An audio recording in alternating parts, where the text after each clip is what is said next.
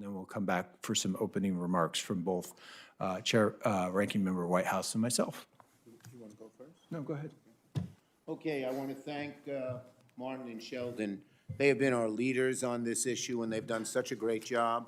They've already accomplished a lot of things, including getting a large number of solar and wind projects reinstated by eyeballing the administration and showing that they were tougher than the administration. So thank you for that. And I also thank them for convening this roundtable on how Trump and Republicans are driving up the cost of energy. This is the third major pillar of our year-long effort to lay out a lower-cost agenda. Lower costs is our North Star all year long, and that star shines on an issue that stings so many households, which is energy costs. Look, Trump made a very simple promise to Americans. He said, "I'll cut the price of energy and electricity in half my first year." Well, in 1 year, Trump has broken that promise to the people plain and simple. Under his failed leadership, energy costs have risen as much as 13% nationwide. And earlier today, Martin, Sheldon, and I released a report that carefully lays out how Donald Trump broke these promises. It's the most detailed breakdown yet for how Donald Trump has sent energy costs up while sending American energy dominance down. So I thank you, I thank Heinrich and Whitehouse and our teams for their good work. Under Trump, electricity prices are up in almost every state, according to a JEC report. And why is he doing this? Well, you know, sometimes with him it's just whimsy, and of course with offshore wind, it was the fact that a company had the temerity to build windmills off the coast of his golf course, and he got mad at them. But it's worse. It's corruption. The leading big oil people promised Trump $1 billion if he would eliminate tax credits for wind and solar, and eliminate them he tried to do because of the work of us and some good, there were a few good Republicans. We got some of them restored, but not as many as they should. But it was horrible, and Trump should be held accountable for that. When Americans get their electricity bills and see that they're higher, blame Donald Trump and his open hand getting $1 billion in contributions for that. He's made a quid pro, he's 1 year in office, he's making good on this quid pro quo. When he got the $1 billion, he said he promised he'd do it. This is one of the few places he's actually kept a promise. He keeps his promises on bad things much more than on good things. And so he has blocked the cheapest and fastest sources of energy, propping up dirty and expensive fossil fuel power plants that are costing people millions. Our report lays out his war on clean energy and how it's raising your prices. We say that to the average American family. How they use their big ugly bill to raise taxes on clean energy to pay for tax breaks for his billionaire friends. How he weaponized the federal project approval process to undercut big oil's greatest competition, clean energy. These guys are working on trying to get some permitting done and some transmission done to undo some of that damage. He undermined billions of dollars of clean energy investments that would have lowered energy costs that powered 14 million homes and supported 170,000 jobs. And now, of course, to boot, his war with Iran is driving up the cost of gasoline and diesel. He knew it would happen ahead of time. He did nothing about it. If he would have had planning, he would have said, you know, the greatest weakness we face with Iran is the Strait of Hormuz. Let's do something about it first, but he doesn't. He doesn't think about these things. It's whatever pops into his head. So this is very bad, and I want to thank my colleagues for working together on this report. It's timely, its findings are troubling. It lays bare just how much Donald Trump is rigging the game to help his big oil donors by blocking the production of affordable, easy, clean energy while keeping expensive coal and fossil fuel projects up and running. I think Martin will talk about this. He's paying for a coal plant that we don't even need and that raises people's rates. I forgot which one of you, but I listened to that very carefully. Okay, the American people are paying the price. We Democrats are going to do everything we can, not only to point out what Trump did, but undo it. And believe me, we get back the majority in terms of undoing Trump's bad stuff and then doing even more good stuff. You ain't seen nothing yet. Thank you. Thank you, Leader Schumer. And I want to say welcome to everyone. Thank you for being here with special thanks to our guests, many of whom had to fly into town for this event, which this week was not trivial. Today, we're here to discuss skyrocketing energy costs. And just like food, clothing, and shelter, electricity is a daily necessity of modern life. But right now, I don't need to tell most of you that electricity prices are out of hand. President Trump promised to cut those prices in half after years of seeing relatively stable electricity prices. Instead, since he took office, bills have gone up by as much as 13%, and those increases aren't going away anytime soon. Power Lines, a nonprofit advocating for affordable electricity, found that investor-owned electric and gas utilities sought $31 billion worth of rate increases in 2025 alone. That's more than double the $15 billion in rate increase requests that utilities made in 2024. This is at the same time that consumer demand is higher than ever. And so I've said it before, but I will say it again. We need every electron we can on the grid to help address this energy affordability crisis. Demand is rising, prices are rising, and instead of making it better, the Trump administration is actively making it worse. They canceled programs that would strengthen the grid and lower costs, including $7.5 billion for more than 200 projects across the nation. They effectively halted new wind and solar development on federal lands, putting 500 projects at 116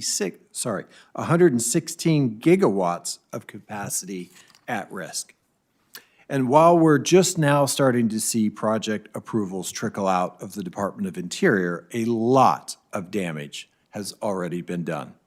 And now the president has dragged us into an unnecessary war that is pushing oil prices higher. The last piece of our energy puzzle that hadn't been experiencing out-of-control inflation is now raising dramatically, leaving American families to pay the price at the pump. So the story is pretty simple. Trump promised to end wars and lower energy prices. He's done the precise opposite. He waged a war at home against American-made clean energy, and then he started a war in the Middle East without a plan, heavily affecting our energy supply. And it is families that are bearing the brunt in an economy that already makes it hard to put food on the table. Folks, this is not an affordability hoax, as the president likes to call it. It is a very real energy affordability crisis. And I hope today we can learn a bit more from all of our participants about what we can do to address this problem. So thank you. I'm going to turn things to Senator Whitehouse, and then I think I'm going to introduce two of our guests, and he's going to introduce the balance. Great. Thank you very much, Senator Heinrich. Grateful also to Leader Schumer for being here and for both of your relentless focus on affordability. Right now, Americans need more electrons, not fewer. They need cheaper electrons, not more expensive ones. And they need clean electrons, not worse pollution. The Trump administration is 3 for 3 going in the wrong direction, creating scarcer, more expensive, heavily polluting energy. Are they stupid, or is something darker going on? Well, if you're a utility customer, you'd better get the joke, because the joke is on you. Every time the Trump administration's fossil fuel goons stop or slow a clean energy project, the grid must turn instead to expensive fossil fuel plants to make up the lost electrons. They're more expensive, and they drive up the grid price, so your electric bill goes up. Here's the punchline. Where does all your money go? It goes to the owners and fuel dealers of those expensive, polluting fossil fuel units. It's billions, billions of dollars pumped from consumers' pockets, your pockets, to Trump's big big, crooked fossil fuel donors. It's corruption, plain and simple, and you pay for it. Look at offshore wind. Trump stopped work on offshore wind projects that would power 2.5 million homes. His crooked orders got thrown out in court, and as of Friday, both Vineyard Wind and Revolution Wind are sending power to the grid. It's 9-cent kilowatt hours for Revolution and 7+ kilowatt hours for Vineyard into an 18-cent average grid. So billions in savings for consumers that Trump tried to stop with costly illegal work stoppages and delays. The assault's not just on offshore wind. Ask Martin. The Interior Department added layers of red tape requiring secretarial review for solar and battery projects. At DOD, as many as 50 onshore wind projects are blocked on Pete Hegseth's desk. EPA terminated $7 billion in grants for solar. And fossil fuels stooges in Congress slashed tax credits for Americans to install clean power and lower their electric bills. Not only is Trump stopping cleaner, cheaper power, he's, quote, the undisputed champion of beautiful, clean coal. Over the objections of states, utilities, and grid operators, his Department of Energy has declared an emergency and ordered old fossil plants to run, adding $3 to $6 billion in higher costs to consumers between now and 2028. One of those plants is costing consumers an extra $600,000 per day. You pay, fossil fuel gets billions, corruption. When you wonder why your power bill is so much higher than last year, don't be fooled. Know who to blame. Power bills are up 13% since January 2025, almost 3 times faster than inflation, and more rate hikes are coming.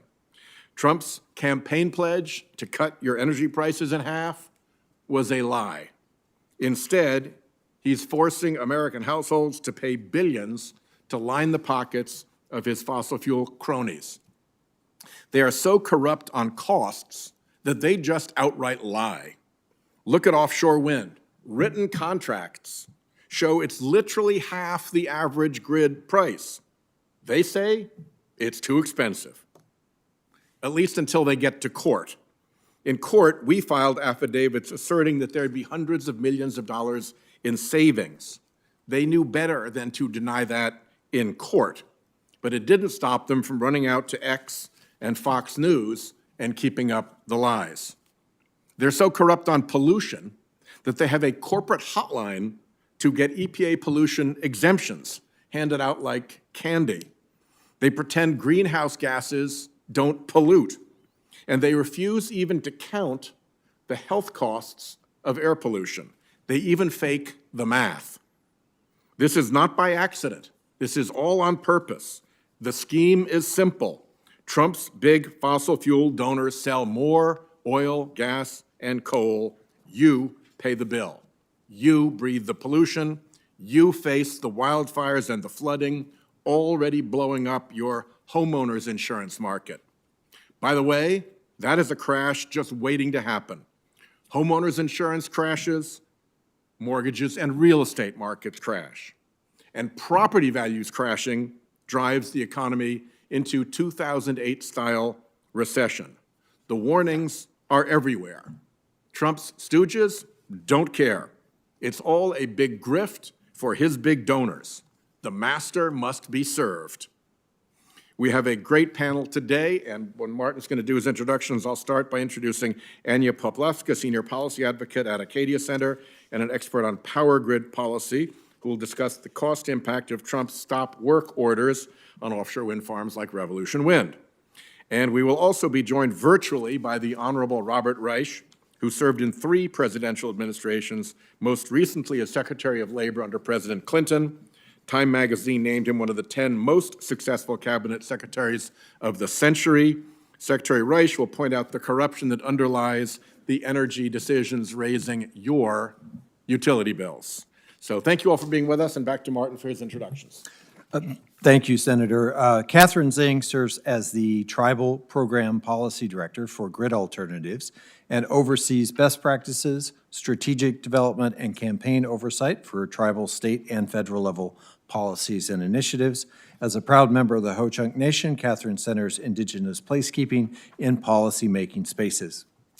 Greg Wanier serves as the staff attorney for the Sierra Club and will be discussing the Department of Energy's unprecedented and abusive use of its emergency powers under Section 202C of the Federal Power Act, an abuse that is forcing many consumers, as you can see from that map, to effectively pay twice for their electricity. Should we start with? Should we go down the line? Yeah, that's fine. Kick it off, Greg. Okay. Good afternoon. Again, my name is Greg Wanier, and I'm an attorney at the Sierra Club, specializing in grid reliability issues. Thank you to Ranking Members Whitehouse and Heinrich for holding this hearing and inviting me to talk about this important issue. Section 202C of the Federal Power Act allows the Department of Energy to issue orders ensuring that power facilities operate during crises that threaten our national grid. In previous administrations, this authority has been used sparingly by presidents of both parties to save lives during winter storms, hurricanes, and other large-scale disruptions. These administrations worked with states and regional operators, issuing orders only when called upon and only for a few days or even hours at a time. Unfortunately, in the past 10 months, the Trump administration has twisted the use of this emergency authority beyond all recognition. Secretary Wright has issued 13 90-day orders to 6 old, expensive power plants on the eve of each of their planned retirements, forcing them to remain operational, and he has said that more are on their way.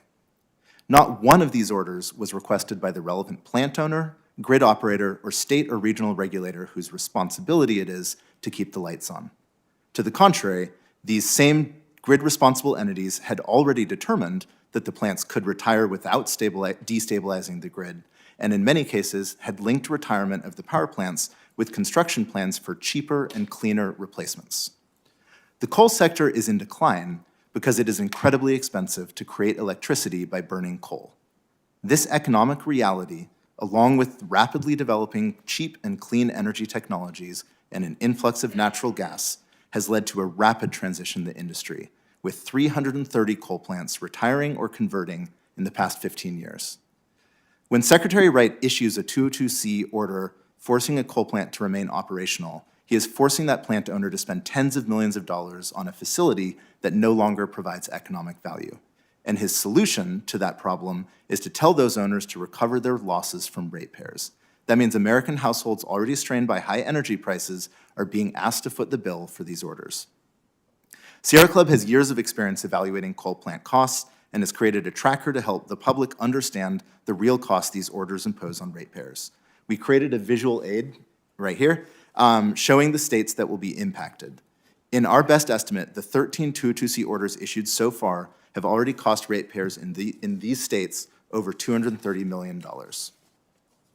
Burning coal also emits huge quantities of air and water toxins that harm nearby communities. Coal plant operations have been linked with higher rates of asthma, heart disease, neurological issues, and premature death, with children, older adults, and people with pre-existing health conditions particularly impacted. Preliminary analysis from the Clean Air Task Force using EPA's health impact model estimates that exposure to air pollution from running the facilities that have been targeted so far would result in the loss of 143 lives each year. I will close by noting the disruptive effect of these orders on long-term grid planning efforts. The plant owners that are subject to these orders have no way of knowing how long the orders will continue and no way to commence with site redevelopment, plant conversions, or any other resource investment plans that are far better suited to ensuring the long-term stability of the grid. In other words, the Trump administration's interventions here are likely putting the grid at greater risk, even as they claim to do the opposite. Thank you again for the opportunity to speak. I'm happy to answer any further questions. Great. Thank you, Greg. Catherine? If it might be a helpful visual, we can change the image.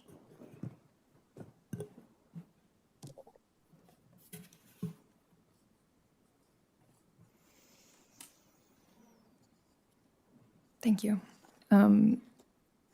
Ranking Member Whitehouse, Ranking Member Heinrich, thank you for this opportunity to speak.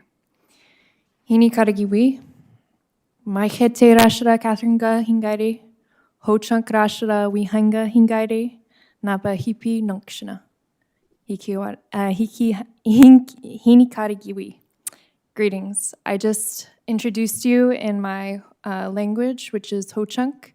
My name is Catherine Zing. I'm the second eldest daughter of my family, and I am doing well. I am an enrolled tribal citizen of the Ho-Chunk Nation of Wisconsin. I serve as the Tribal Policy Director at Tribal Energy Alternatives, or T for short, the tribal-led Grid Alternatives affiliate, and we are a nonprofit that works with tribal governments across the country to help reach their renewable energy goals. In April 2024, T's Western Indigenous Network Solar for All program, or WINSFA for short, received one of 5 awards under the $7 billion Solar for All initiative established by the Inflation Reduction Act. These were the tribal awards. Despite Congress's plain language in House Resolution 1 to rescind only unobligated funds, the Trump administration issued termination notices for all Solar for All grants, including fully obligated funds in August of 2025. This meant over a $500 million loss for Indian country and across Alaska Native communities. This program would have delivered meaningful cost savings to families on tribal lands, and WINSFA, our program, was designed to deploy more than 14 megawatts of residential serving solar projects across 6 western states, providing at least 20% electricity bill savings to more than 2,900 tribal households. In total, participating households were projected to save more than $94 million in electricity costs over time, or roughly $1,300 per household per year. Direct savings alone would have amounted to more than $1.52 for every Solar for All dollar spent.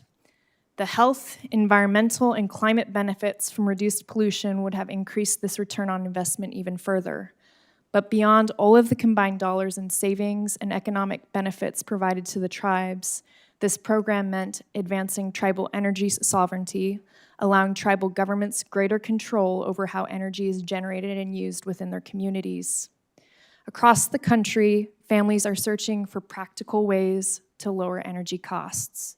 And it's in distributed energy programs like Solar for All that can play an important role in achieving that goal, particularly in tribal communities that have faced historical barriers in accessing affordable energy. At T, we remain committed to working with tribal governments, federal partners, community organizations, all to expand access to clean and affordable energy solutions. For many tribal families, this conversation is not abstract. It is about practical solutions that lower electricity bills and strengthen community energy independence. So we encourage policymakers to continue fighting and expanding federal programs that support distributed energy resources in tribal communities. Targeted investments like Solar for All and rooftop solar and storage can help reduce energy costs while advancing tribal energy sovereignty. Thank you for the opportunity to testify today, and I look forward to your questions.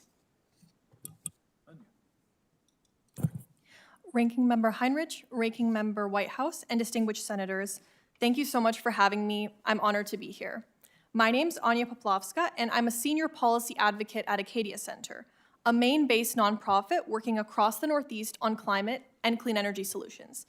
Today, I want to talk about offshore wind as a solution to energy affordability challenges. In the Northeast, dependence on natural gas is driving high energy costs, but unlike gas, offshore wind is an abundant, local, and reliable resource for our region. Offshore wind promises to save hundreds of millions of dollars in energy costs for ratepayers every year. Imagine you're a marathon runner, and just 1 mile from the finish line, you're suddenly taken out of the race without any explanation. That's exactly the best way to think about what's happening with offshore wind right now, where policies are disrupting the progress of resources we know can reliably provide power quickly and cost effectively. Now, notably, Revolution Wind, a 704 megawatt project off the coast of the Northeast, and 4 other offshore wind projects nationwide, which total about 6 to 7 gigawatts in total, were hit with federal stop work orders and other disruptions. The good news is, as Senator Whitehouse mentioned before, Revolution Wind started operating last Friday at 9 p.m., officially delivering power to over 350,000 households in Connecticut and Rhode Island. Revolution Wind and these other projects were able to beat back the stop work orders in the courts. Now let's talk about the value proposition of offshore wind. Offshore wind is a critical energy resource for reliability and cost, particularly for New England, New York, and Mid-Atlantic grid operators. These operators have said publicly that offshore wind is necessary for their future grid obligations, with, quote, direct quote, irreparable harm to come to ratepayers if these resources are not available. During Winter Storm Fern, New England had its most expensive month for electricity in the last 10 years to date. Now, the reason this happened is because the grid was under a lot of stress. Cold weather drove up demand, and gas and oil became very expensive. And now, at the same time, wind projects like Vineyard Wind, Lock Island Wind Farm were generating a lot of power to the point where they had 2 of their greatest spikes in output ever seen. That shows wind energy can deliver strong power right when it's needed the most, during a cold winter, when it's fuel constrained, and when costs are high. Additionally, offshore wind, being a zero to low marginal cost resource, helps lower regional energy prices by displacing other costlier resources. Like Senator Whitehouse mentioned earlier, the Revolution Wind project is a 20-year contract with pricing just under 10 cents per kilowatt hour, delivering a stable price for ratepayers that's also protected from fossil fuel volatility. What's more is the data supports this. Daymark Energy Advisors ran a study that found that if Revolution Wind had been available, it would have saved New England ratepayers at least $400 million last year in utility bill costs, lowering overall regional energy prices by 11%. On a broader scale as well, American Clean Power found that if the 5 nationwide offshore wind projects are not available in the next 10 years, it could cost ratepayers $45 billion. That's an enormous sum. In conclusion, the argument for offshore wind is clear. We can continue to tie ourselves to international markets, fossil fuel volatility, or we can prioritize domestic energy resources that we know are abundant, reliable, and clean, and will deliver savings. Thank you. Thanks to all of you. I'm going to let Senator Blumenthal go first, and I think we're expecting a number of other senators to stop by, so we'll try to get them slotted in as they arrive. Thank you. Thank you so much to Senator Heinrich and Senator Whitehouse for bringing us together. Thank you to the advocates who are here, and some in the audience, others no doubt on live stream and watching us, because we will prevail. That actually was the headline on a column in this last Sunday's Hartford Courant, column written by my Yale Law School classmate, Robert Reich.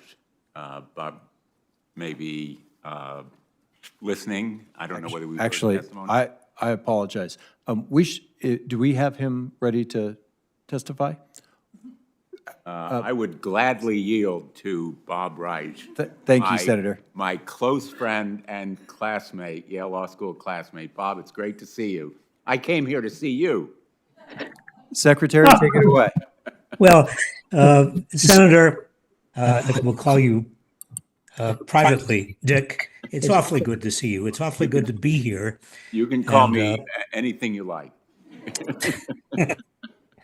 I also want to thank Senators Whitehouse and Heinrich for their leadership in putting this roundtable together, and also on this issue, which is a critically important issue for American consumers who are now facing higher and higher bills, not only energy bills, but everything. And as we know, energy finds its way into almost every good and many services that people are now paying more and more for. We have an affordability crisis, even though the president says that that is a Democratic hoax or a Democratic sham. It is not. It is real. And it's a crisis that is being contributed to in very significant ways by the president himself and his administration, because they are the ones that have made it more difficult, if not impossible, for lower cost sources of energy to be available to Americans. Why have they done this? Well, there's a very simple answer, and there's one word for it, and that is corruption. And Senator Whitehouse, you've already used that word, and I think it is absolutely appropriate. You know, before Watergate, the most infamous example of American corruption in government was called the Teapot Dome scandal during the Harding administration, the administration of Warren G. Harding. And it involved oil companies. It involved the oil tycoons, the oil barons, who paid off members of the administration, the Harding administration, to get what they needed and what they wanted to make more money for their oil enterprises. Well, we're seeing something very similar today, and that's the corruption that flows out of a meeting that the president had before the election of 2024, in which he asked specifically the oil companies to contribute $1 billion to his campaign on the presumptive benefit that the oil companies would get many benefits, many legislative and regulatory changes that would help them, that would make them richer, that would make them more profitable, along with their major shareholders and their CEOs. Well, that was a deal. That was a deal that was made, and it was made at the expense of the American consumer, who now has to pay more for energy because of that deal. Now, you've already gone through several of the specific regulatory changes that have been made by this administration that have harmed consumers in terms of getting cheaper sources of energy. But let me just say that of all times, when you have climate change threatening everyone, almost everybody in this country is now experiencing the dangers of fires and floods and rising seawater and the insurance costs that all of that implies and is creating. Almost everybody in this country knows exactly what we're talking about in terms of the costs of all of that, because all of that is pushing costs up. And on top of that, you've got the costs of energy specifically and directly. Now, even before the war in Iran, energy prices were going up, but the war in Iran has had a direct and obvious effect on oil prices. Now, a sane and rational society, even if you did not believe that wind and solar were less expensive, and the evidence shows that they are far less expensive, directly less expensive than the fossil fuels, oil and coal and gas. But even if you didn't believe that, you would at least understand the importance of diversifying your sources of energy so that if the Strait of Hormuz, for example, was blocked, you would actually have other ways of fulfilling your energy needs without suffering dramatically increasing costs. So of all times, for an administration to reduce the access to cheaper, clean energy, this is absolutely the worst time. Not only because of war, but also because of climate change that we are all experiencing. This is not complicated. Now, I was prepared to, and I could easily go through all of the ways in which the administration has made it easier for the oil companies to gain additional subsidies, additional federal benefits, and made it harder for wind and solar and clean energy to even function, taking away tax credits, taking away wind permits, taking away offshore wind contracts that have been halted, stopping the largest solar project, making it impossible for my state, California, to move ahead with many of its clean energy initiatives. I mean, go through the list. It's very, very long. There's no question that this administration is promoting fossil fuels that are costly to the environment, costly to climate, costly to consumers, and hurting consumers in all of the ways I've mentioned. And the reason is corruption. The reason is because of a dirty deal that was made and continues to be made between the oil companies, the fossil fuel producers, and this administration. So again, I want to compliment Senators Whitehouse and Heinrich for doing this and say, well, and give my admiration and my thanks to my old classmate, Senator Blumenthal, who's also been doing extraordinary work on this and related issues. Thank you all. Thank you, Secretary, for joining us, and we will now go to Senator Blumenthal. Thank you. Thank you, Bob, if I may call you Bob, Professor Reich. No, it has to be Secretary Reich, please. I really appreciated your kind words, except for your use of the word old, as in old classmate. Neither of us is old.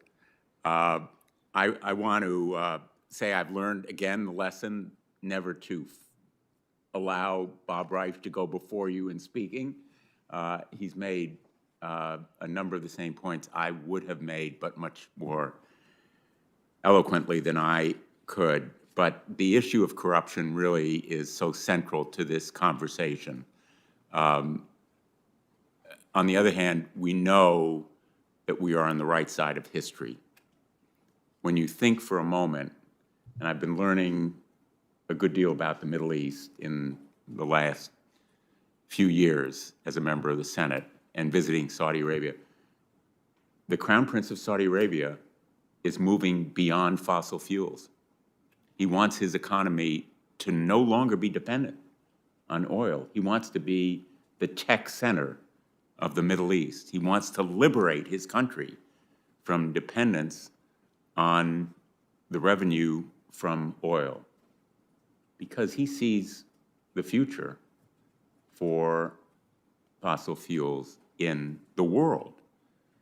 And the dynamic is so powerful that we are resisting it only because of that corruption in this administration. Now, a good example of the resistance is not only the payoffs, in effect, going to the administration to rely on oil, but just the vengeance and the inexplicable opposition. For example, the president's opposition to wind.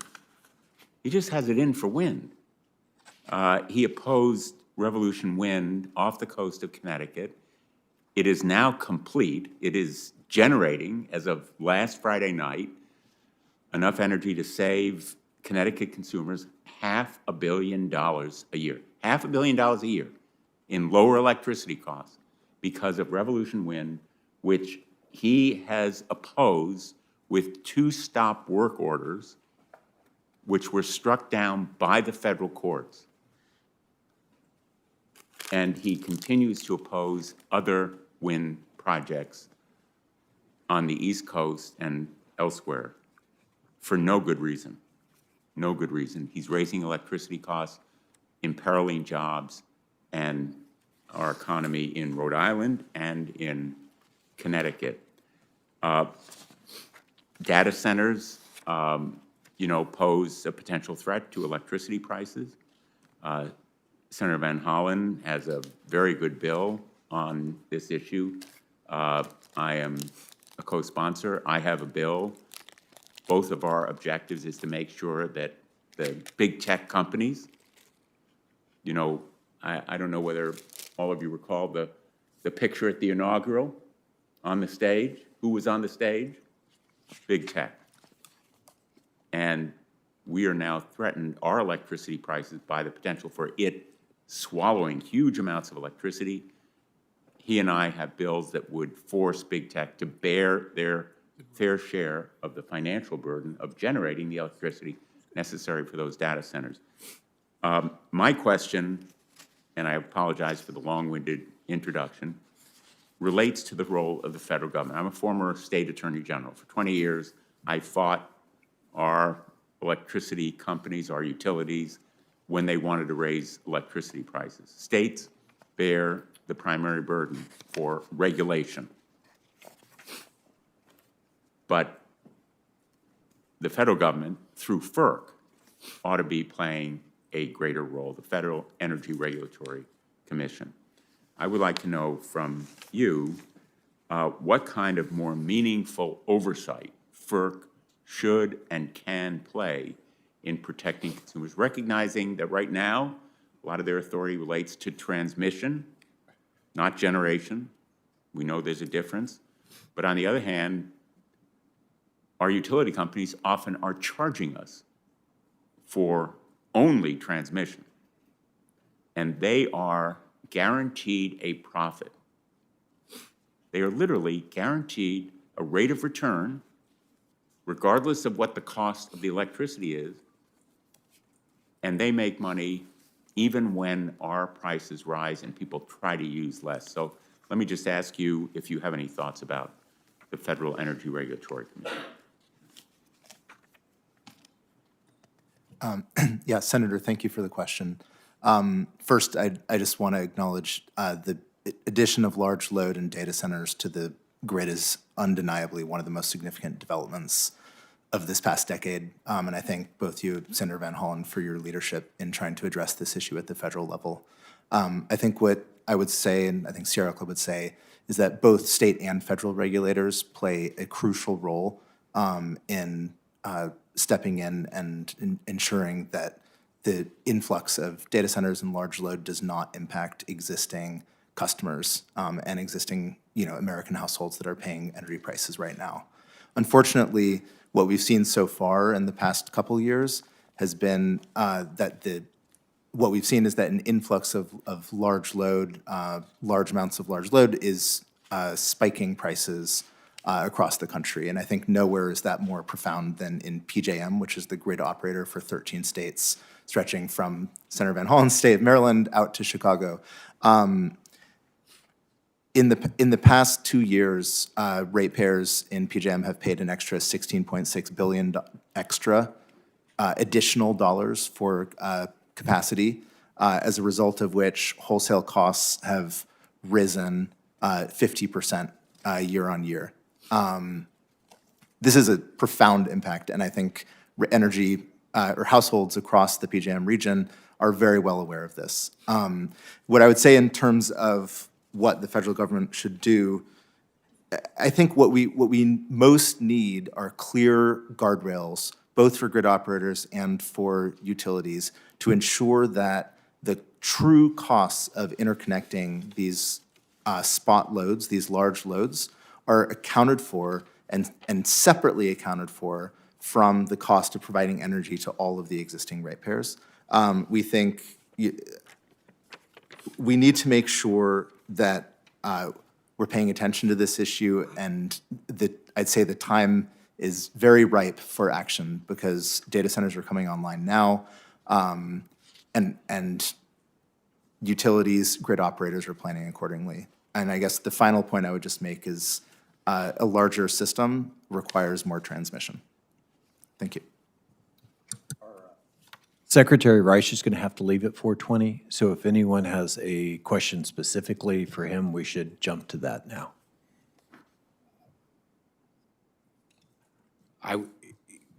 Professor Reich, are you there? Yes, I'm right here. This is one of your old students, Chris Van Hollen. How are you? I'm very, very good, Senator. Good to hear you. Chris. Good to see you. Chris. Do you want to I share won't tell the you all grades what that grade. No. I got to go back and check the report card. But anyway, I was going to thank you for your testimony here today.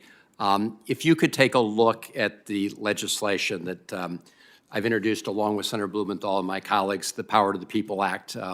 I'm going to ask the representative from the Sierra Club. I want to thank them for supporting and endorsing the bill. But if you could take a look at it, we'd love to have your support for that piece of legislation. Essentially, it accomplishes the goal of making sure that the richest companies on the planet, these AI companies who are building the data centers, that they pay the full cost for generation and transmission needed for their data centers, and that consumers don't pay one dime. Senator, I'd be happy to take a look at it. I want to thank you and Senator Blumenthal for that legislation. Everything I've read about it, everything I've seen suggests that it's exactly right, very, very important. There is no reason that these high-tech companies should be essentially being subsidized by consumers of electricity. Thank you. I can wait. May I interject with a question for the Secretary before he goes? Mr. Secretary, thank you for being here. Donald Trump asked the fossil fuel executives he gathered at Mar-a-Lago for $1 billion for his campaign. We can show that he got about $450 million, but with dark money, it's hard to trace all of the funding. Let's assume that he got the billion that he asked for. The billionaire's bill has been calculated to have produced $500 billion in benefits for the fossil fuel industry. So for the investment of $1 billion in essentially political bribery, they got $500 billion in political benefit from their cronies in the Congress. In all of your history in government, have you ever seen a corrupt payback of that magnitude before, or are we setting new records here for scale of corruption? It's a very good question. It's one of the most corrupt returns on investment I know of. Maybe it is exceeded by some of the things done by maybe AI, which is becoming a major lobbyist on the Hill. But I still think the oil industry, big oil, is probably the biggest corrupter right now. And this particular deal made with the administration stands out as not only corrupt in terms of the kind of thing that creates cynicism among the public, justifiably, but it also stands out because it's paid for multi times by average people, average working people who are seeing their bills go up because of this deal. Yep, that's the punchline right there. Consumers pay, and the Trump goons transfer the money to their big fossil fuel donors for a 500-to-1 return, and they don't even have to put any skin in the game themselves. They just use consumers to pay their political bills. Well, I know you have to go, Mr. Secretary. I just really appreciate that you took the trouble to join us for this hearing. So let me just close with a big thank you from Senator Heinrich and myself to you. Well, thank you for what you're doing. I really appreciate it, as do many, many others. Thank you for joining us, Secretary Reich. And I know that Senator Markey has to go. I was told you. Okay, we're going to go back to Senator Van Hollen for the balance of his questions. Thank you. And I want to join my colleagues in thanking Senator Heinrich and Senator Whitehouse for convening us, and thank all of you for your testimony. I just have two short questions. One for you, Mr. Wenier, and thank you for the Sierra Club's support for the legislation, the Power to the People, because as you mentioned, in the PJM grid, where Maryland resides, we've seen already $28 billion of costs for developing data centers and the transmission passed on to consumers. So we're already paying big time. And Donald Trump, brings a parade of officials down to the White House to make these so-called pledges. But can you just speak to the importance of us very rapidly, and it's hard to use the word rapid with the Senate, but as soon as politically possible, pass something like the Power to the People Act in order to prevent these costs from being passed on? Well, I would agree that rapid action is needed to the extent that's possible in the U.S. Senate. I think the central point to remember here is that customers today are facing high costs, are facing, for many households, overwhelmingly high energy costs. PJM, as I mentioned, is currently the center of this, but efforts have been underway at grid operators across the Midwest, out in the West, across the entire country to pave the way for new large loads, including data centers, to come online. I know that there are a lot of people working really hard to limit the impact of these facilities, but definitely a powerful message and a powerful set of regulations from Congress would go a long way toward helping relieve costs to households as soon as possible.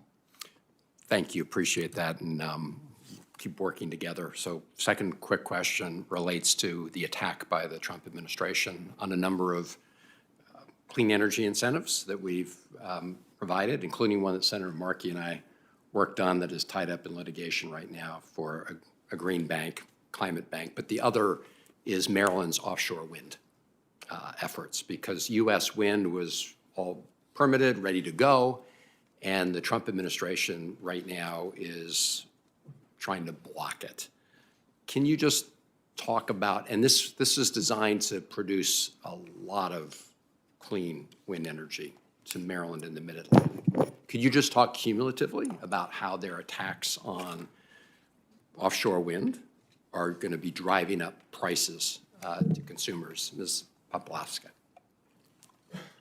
Yeah, absolutely, Senator. Thank you for the question. As I mentioned in my opening remarks, American Clean Power talked about the impacts of not bringing some of these critical offshore wind projects online, like the one you just mentioned, Senator, would result in about $45 billion of a cumulative impact over the next 10 years. So we see very real cost impacts, extremely negative ones, to what would happen if these offshore wind resources would not come online. There's what's called a price suppression effect when it comes to offshore wind, which essentially just means that when offshore wind interacts in the market as an extremely low-cost resource, it displaces other costlier resources such as oil and gas on a very simple level. So, when we're saying no to a resource that displaces costly ones, that is incredibly cheap and efficient, that has proven cumulative billions of savings, and that's not even going into the reliability positive impacts of offshore wind, which is a whole other conversation in and of itself. So I hope that answers your question, Senator, because yes, it's absolutely critical, and we're going to see a lot of negative impacts without the development of these projects. Thank you. It's absolutely insane, and it is going to be driving people's electricity prices up. Thank you. Thank you. Great. Senator Markey. Yep. Thank you so much. Trump declared war on Venezuela, fossil fuel producing country. He declared war on Iran, fossil fuel producing country.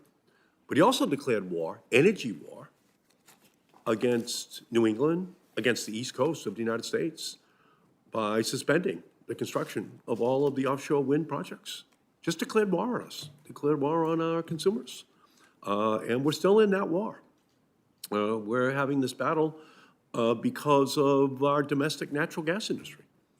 They just hate the idea that there's a Death Star called offshore wind that's coming towards all of their future projects because they know it's going to displace them and their energy production. So this is, without question, a moment of great history because he would rather spend $1 billion of taxpayers' money to cancel new energy projects than lower electricity bills by building offshore wind, and he's killing new wind for old coal and old natural gas. That's what his whole plan is about. And Trump is more worried about his donors' vacation homes than he is about the household bills for every family in our country. But also this week, we hit 2 new milestones. Vineyard Wind's construction is finally complete, and Revolution Wind has come online. That's 800 megawatts of Vineyard Wind, 700 megawatts of Revolution Wind, and they're not susceptible to war in the Middle East or with Venezuela. And they work best, actually, on windy, cold nights, and households need that the most, and they don't contribute to climate warming pollution. Here's the good news. Vineyard Wind is set to guarantee to deliver power at $84 per megawatt hour, far below New England's top spot market price at $870 per megawatt hour for predominantly fossil fuel that just happened in Winter Storm Fern. You got a guaranteed price as opposed to this spot market, which the fossil fuel industry loves because that's where they get to charge 10 times as much. And this is like an incredible moment for us to tell this story. So could you talk a little bit, if you could, Ms. Pawlowska, that this installation of offshore wind can insulate us from global price spikes, but also lower energy costs for consumers at their kitchen table? Absolutely, Senator. You're exactly right. It can insulate us. Can you move in a little closer, please? Yes, sorry. Can you hear me like this? Yes. Great. You're exactly right, Senator, that offshore wind is incredibly powerful in its ability to insulate us from price spikes and lower energy costs. I had mentioned this in my opening remarks, but Daymark Energy Advisors ran a study showing that offshore wind was able to lower total regional energy market prices by 11%. That is a very powerful price effect, and you're exactly right, Senator Markey. In New England specifically, we are more than 50% reliant in our electric supply on natural gas. We spend on average about $3 billion a year in New England on natural gas-related costs. There was a study ran talking about if there had been increased offshore wind supply in New England specifically, the studies show that we would be able to retain almost $2 billion of that spending from gas and use it on other things. I mean, the list really goes on and on when we talk about the benefit of these resources. And when we're facing a critical moment of time right now where, for instance, the largest liquid natural gas facility in the world that produces 20% of the world's supply is now offline. New England is more than 50% reliant on liquid natural gas on interstate pipelines, and we are not insulated from price spikes. ISO New England data shows when natural gas prices increase, so do our electric bills. It's correlation within correlation, right? We can't get out of that. So offshore wind emerges with all the data behind it as a really clear answer here to what we're talking about. We need to be promoting these resources. We want to relieve ourselves from this volatility in international price spikes. No, thank you for that. And I just want to add that Senator Van Hollen and I, we were able to create the $20 billion Green Bank, Climate Bank in the 2022 legislation, and it's now before the Circuit Court of Appeals right here, en banc. All judges hearing this case right now, and they need to kill it, the fossil fuel industry, because according to McKinsey, it was going to unleash $150 billion worth of investment in clean energy technologies. And again, that's a Death Star against a fossil fuel future. And so we're in this conflict, but we're right and they're wrong. Last year, 50,000 new megawatts of solar installed in the United States, 7,000 new megawatts of wind installed in the United States, 10,000 new megawatts of a battery installed in the United States. This year, it's going to be 50,000 again, but it's going to be 8,000 megawatts of wind and 20,000 megawatts of battery. And that was just going to increase and increase and increase after the 2022 IRA. And it's only called the IRA because Joe Manchin did not want it to be called the biggest climate bill in the history of the world, okay? But that's what it was, and it was unleashing a threat that was absolutely aimed at the fossil fuel industry. So we thank all of you for what you're doing, and again, people are gonna be tipped upside down and have money shaken out of their pockets at the pump, on the electricity bills, on their home heating oil bills, on their natural gas bills because of Trump's policies, and he's gonna own that price that every American has to pay.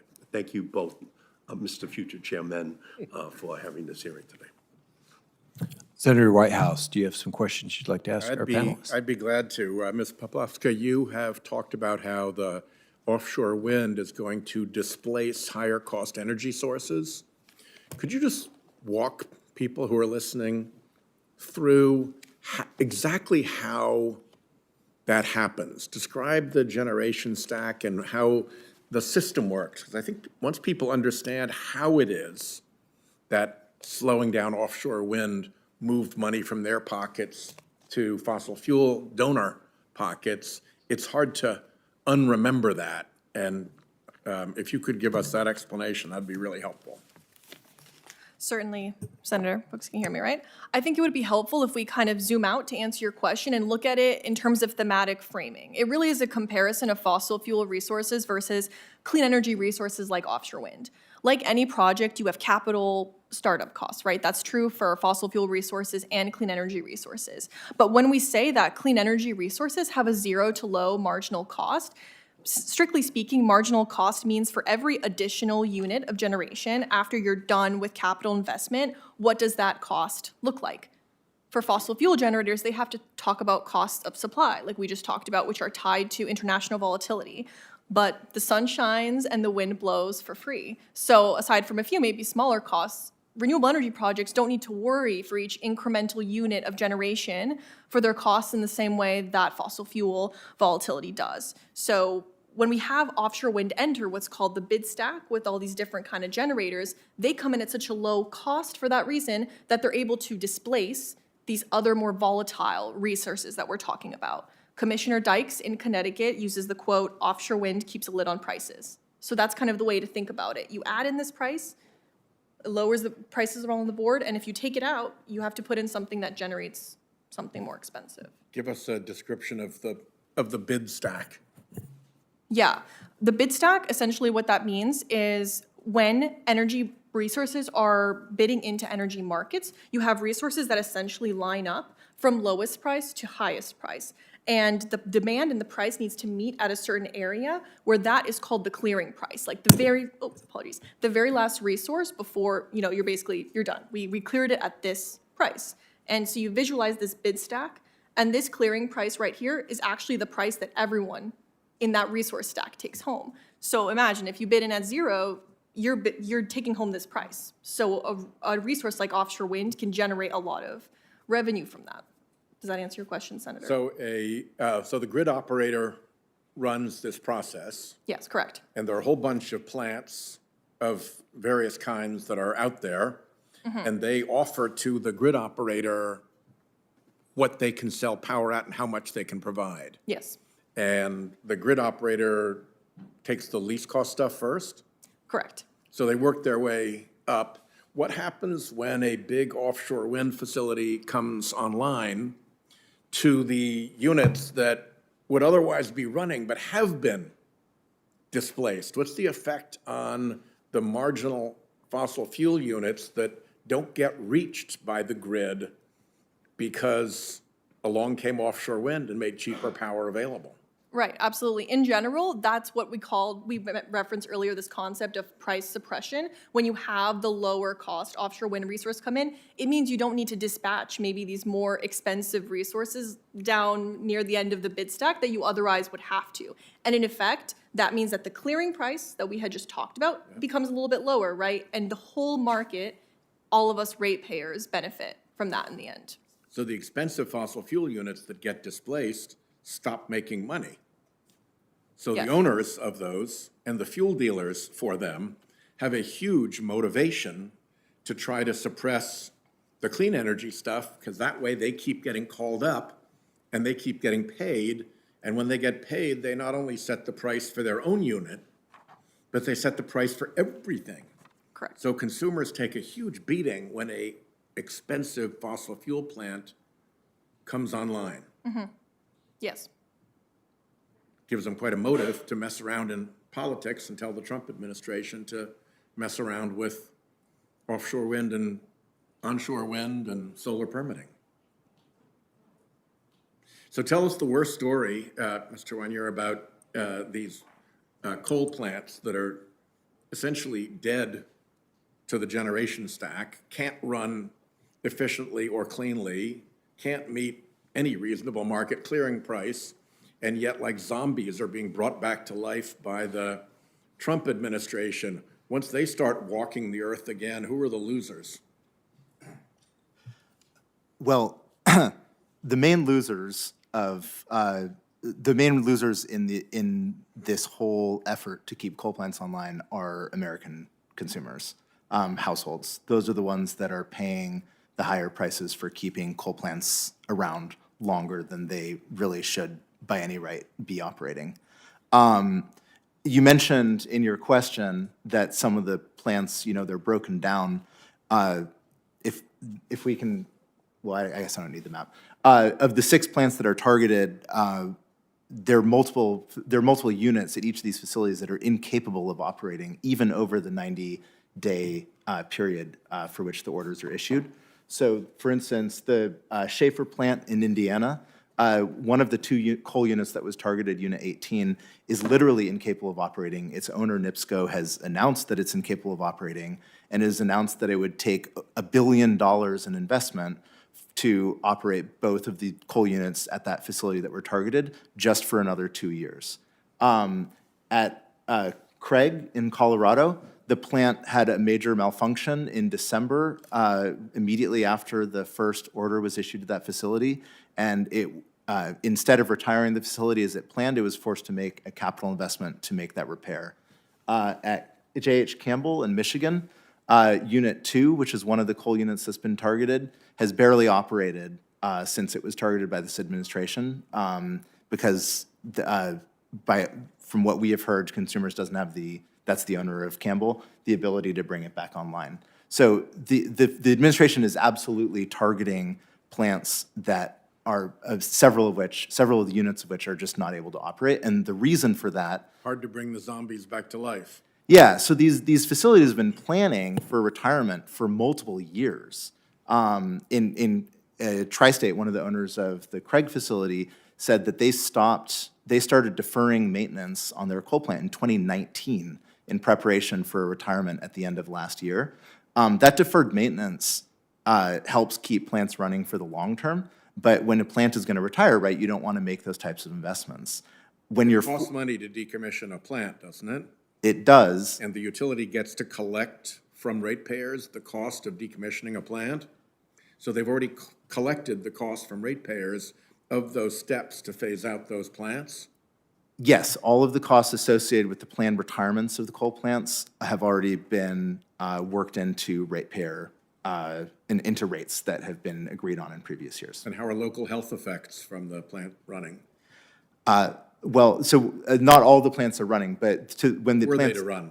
Yeah, were they to run, and some of them are running. Like there are a couple of units at Campbell that have been running nearly full time for the better part of 9 months. Health impacts are significant. I said this in my opening statement, but coal plants emit huge numbers of air toxins. They cause significant health impacts to local communities. They heart problems. They cause asthma. They cause neurological, developmental issues. Children, older people are particularly at risk. I think I shared this in the opening statement, but an analysis by the Clean Air Task Force concluded that operation of all of these facilities results in an extra 143 expected deaths per year. I have those numbers by facility as well. So last question, Ms. Poplavska talked about the generation stack, the bid stack. Yep. Presumably these coal plants would be off the roof of the bid stack because they're so expensive to run. How is it that they get to run if they can't compete on price in the bid stack? What trick has the Trump administration pulled to get this super high cost energy back onto the grid, burdening consumers? Well, that is in the orders that the administration has issued.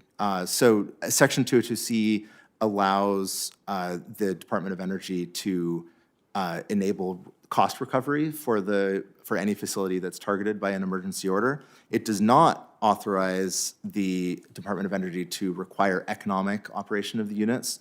Unfortunately, that's exactly what the administration's orders have done to 3 of the units, which are the Campbell, Schaefer, and Cully units, all of which are in the MISO region. That's the grid operator for the upper Midwest. And going down to Louisiana. But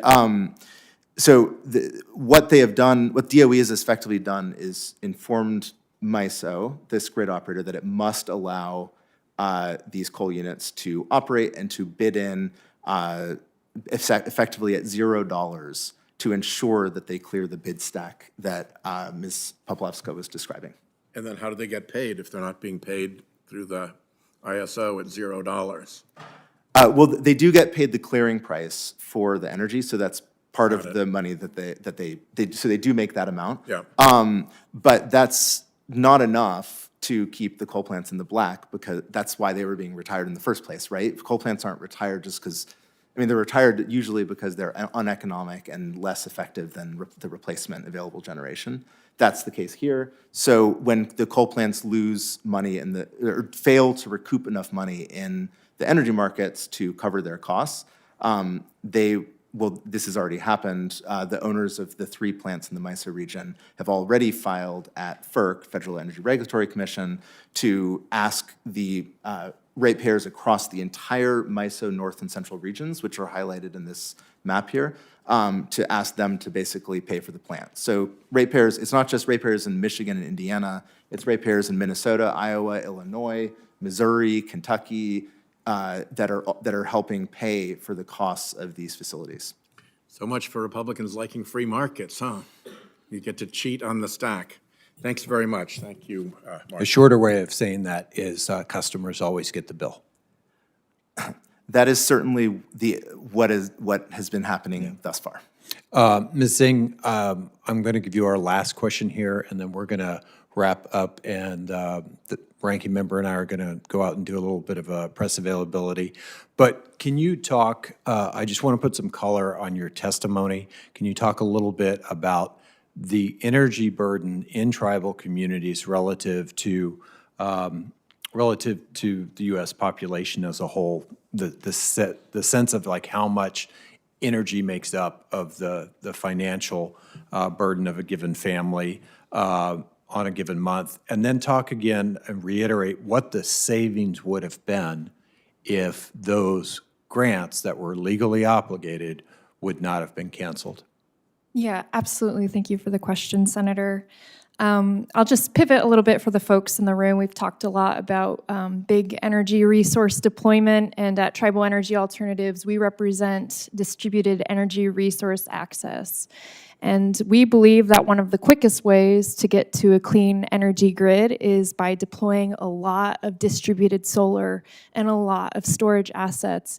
And that saves money for not only the folks who are receiving those assets directly on their homes, but it also benefits everyone in their surrounding communities and neighborhoods. And again, we represent working directly with tribal governments to get solar on their communities' homes, on government buildings, on commercial facilities.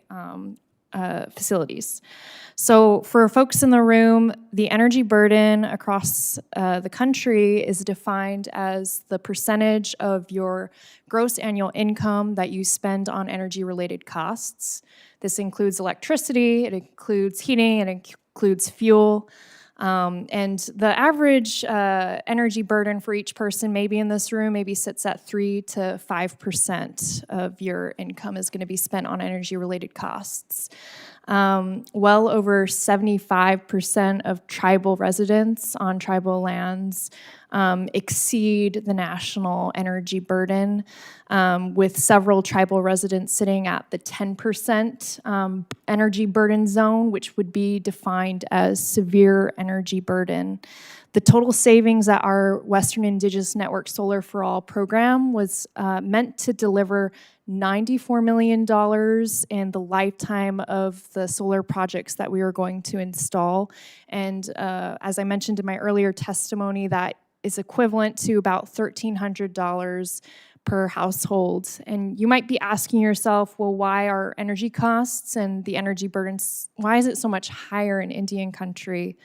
And the reality is that these communities are rural communities. They have lacking infrastructure to reach these communities, such as aging roads. When we're doing solar installations, the housing stock is aging. So those are some of the initial burdens that we see. And then on the policy side of things, we see programs designed at both federal and state levels, not consulting tribal governments and how they want to be designing these programs. We don't see specific eligibility requirements for tribes to participate in these programs.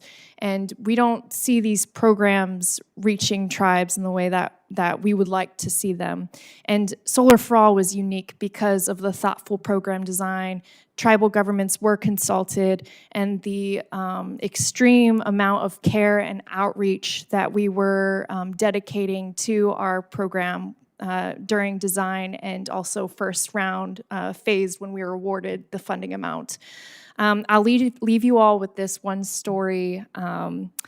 And it took place in the Four Corners region, and it was partially funded by our WIN-SFA dollars when we still had them. So in the Four Corners region, we met with an elder out there. She was a native speaker, and with our WIN-SFA money, we were able to use the dollars, the federal dollars, to pay for outreach and interpretation services with our construction crew. And that's the photo that I had up. You already saw it, and if you want to make the switch now, I'll talk a little bit about the photo. That's our tribal-led field installation crew that would have been leading the majority of our Solar for All work, but still do the majority of our work now to this day.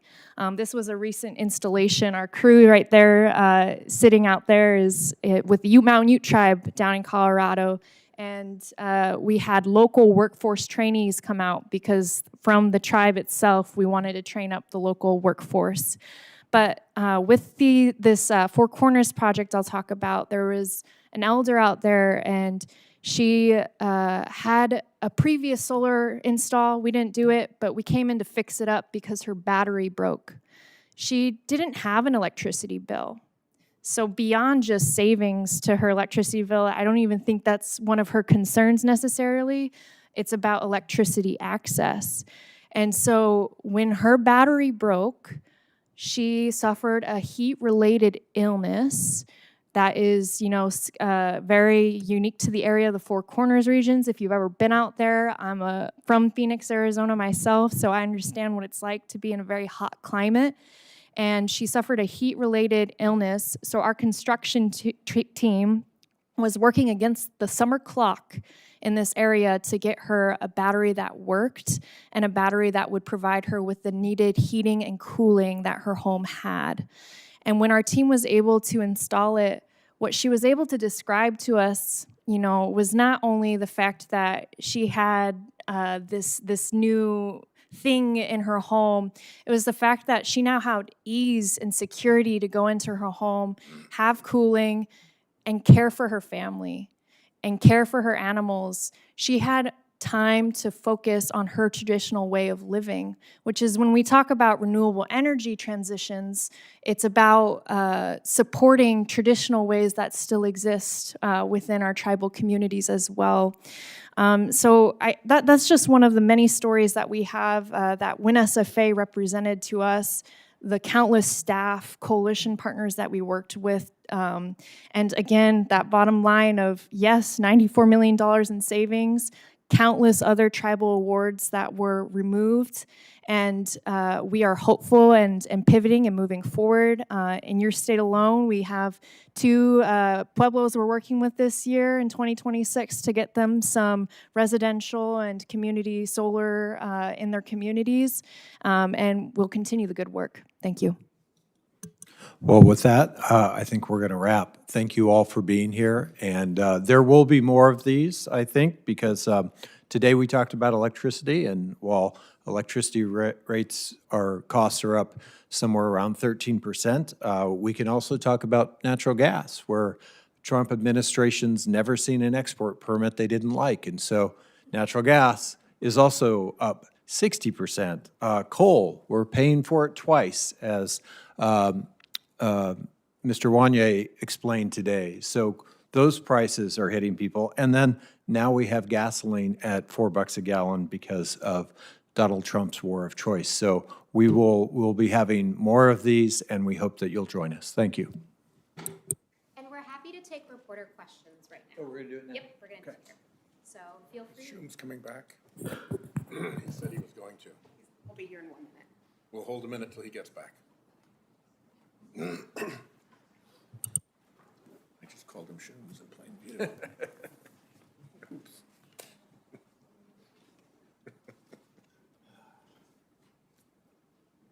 I have a question. Go for it. Okay. Can we wait just a minute? Oh, yes, Literally just 1 minute. Okay. He's nearby, we are told. On the other hand, is there a more